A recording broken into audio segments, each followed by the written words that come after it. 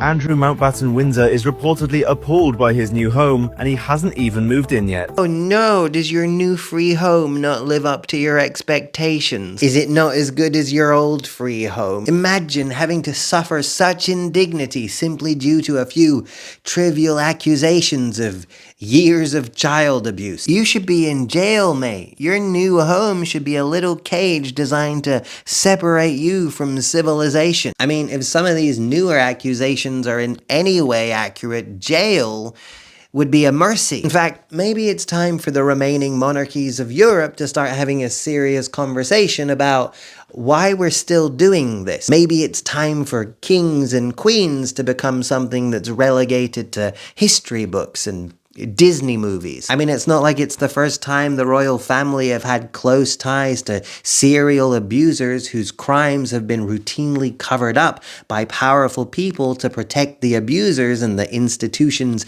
they were connected to at the expense of the victims, which is kind of an issue, right? There may not be evidence that all parties are involved or in the know, but there is evidence that the institutions will always act to protect themselves and their image at the expense of the victims, no matter how heinous the accusation might be. And if you're about to write a comment saying something along the lines of, well, you're not even British, you're not even one of us, you should worry about your own country instead, then boom. Yes, I am. I may not live there, but I am a citizen, and personally, I grow increasingly uncomfortable with the notion of some collection of German aristocrats claiming to be chosen by God to rule over an increasingly secular population that don't even believe in that God in the first place. Sitting on a golden chair in front of a golden wall surrounded by stolen jewelry during a cost of living crisis, making speeches about how the people who pay for their extravagant lifestyle need to